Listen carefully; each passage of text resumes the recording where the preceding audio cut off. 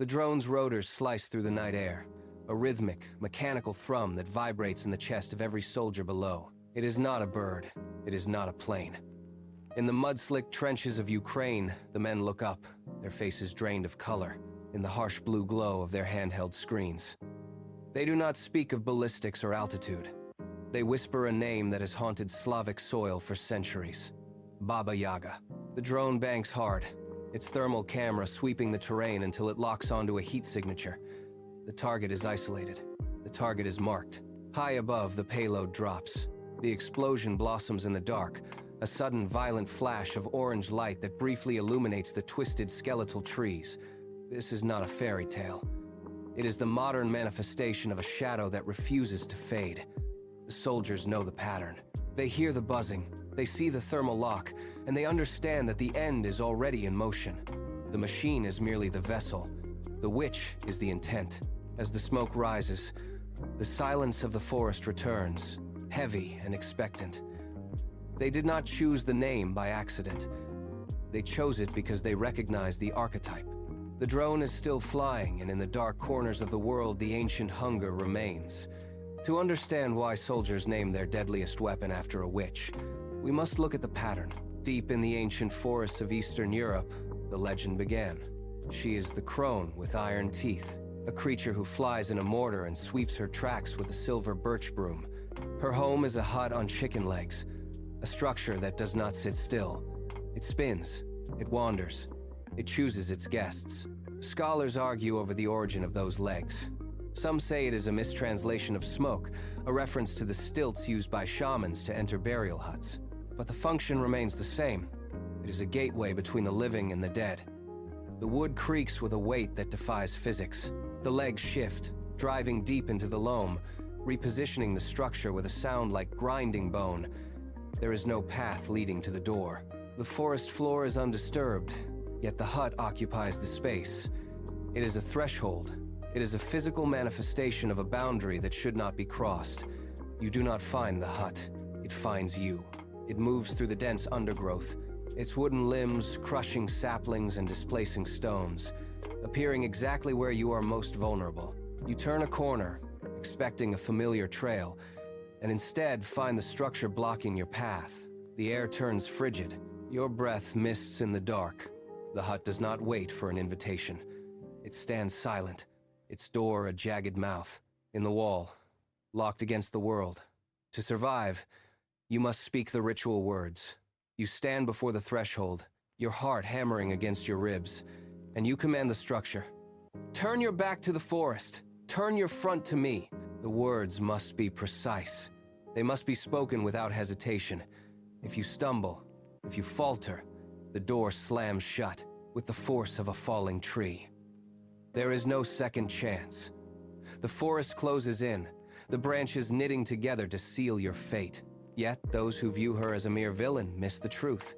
She is a test. In the tale of Vasilisa the Beautiful, the girl is not punished for her weakness. She is tasked with the impossible. She sorts grain from dirt, poppy seeds from dust, working until her fingers bleed. She shows respect, and for that, she survives. The witch watches from the corner, her iron teeth glinting in the firelight.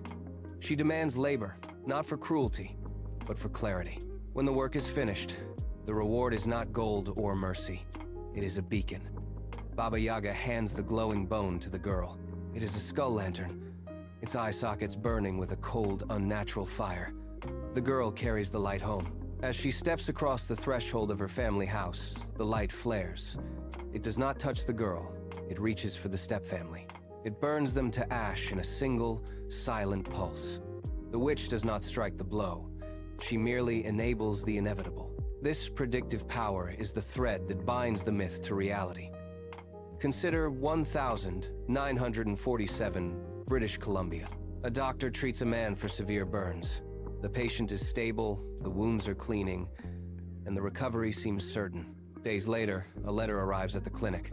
It is heavy, sealed with wax, and contains no return address. Inside, a single page of symbols and numbers. The doctor unfolds it and reads the date. It is the exact day the patient will die. The doctor checks the charts again. He monitors the man's pulse. his temperature, the steady rhythm of his breathing. Everything points to a full recovery. Yet, the letter sits on the desk, a cold, silent weight. The date arrives. The patient suffers a sudden, inexplicable collapse. The heart stops. The man dies exactly as the paper promised. The code remains unbroken. The sender remains unknown. The structure is identical to the witch's decree. Jump to 2019, the Ural Mountains. A lone hiker pushes through the dense, snow-choked pine forest. He is miles from any marked trail, seeking the silence of the high peaks. The wind dies down, and the air temperature drops with violent speed. His breath begins to crystallize in front of his face. He clears a thicket of brush and stops. In a small, unnaturally circular clearing, a hut stands on thick, wooden legs. It is not a cabin. It is a structure that seems to pulse with a low, rhythmic vibration. The ground around it is devoid of snow, revealing dark, churned earth. The hiker takes a step forward, his boots crunching on the frozen needles. The silence of the forest becomes absolute. No birds, no rustle of branches. Then, the air itself seems to vibrate. A voice, ancient, sharp, and devoid of human warmth, cuts through the cold. Leave. He turns and runs, his lungs burning, his mind racing. He does not look back. He later learns he was never meant to see the door. The 1947 letter, the Ural encounter, and the modern drone, they all share the same chilling architecture. Look at the mechanics. The letter provided a fixed date, a terminal certainty. The hut in the Urals presented a physical threshold, a boundary between existence and oblivion. Now, the drone. It hovers in the night sky, a mechanical predator that drops fire with the same cold precision as the witch's decree. The pattern is consistent. They are not separate incidents. They are manifestations of a single, ancient force. The soldiers in the trenches did not name their deadliest weapon after a witch by accident. They chose it because they recognized the archetype. She is the death goddess who survived the fall of her temples, hiding in the stories we tell our children, waiting in the dark corners of the world. She has not vanished. She has merely changed her form. From a hut on legs to a steel machine in the clouds, the function remains unchanged.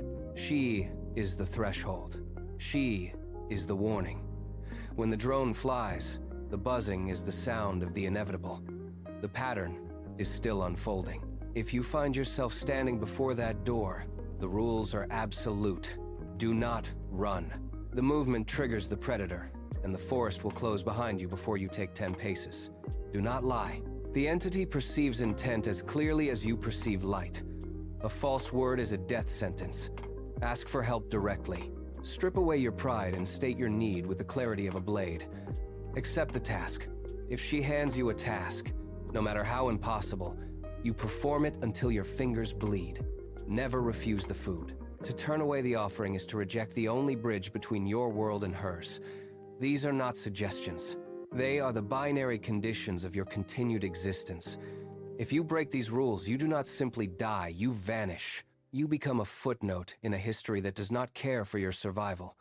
The witch does not hate you, and she does not love you. The mystery remains, not in the dusty pages of a book, but in the heavy silence of the forest at night. The drone is still flying.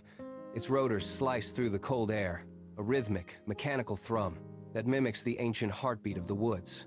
The hut is still standing, hidden behind the shifting shadows, waiting for the next traveler to stumble upon its threshold. The pattern is still unfolding, moving seamlessly from the folklore of the past to the front lines of the present. They are two sides of the same coin, separated only by time and technology. The buzzing in the dark is not just a sound, it is a signal. It is the sound of the test beginning. If you hear that vibration in the air, if you feel the temperature drop, do not look up. Do not search for the source of the light. The forest is watching, and it has been watching long before. The witch, the machine, the hunter, they are all the same. They are the threshold, and in the darkness, the only thing that remains is the sound of the rotors, getting louder, closer, and finally, inevitable.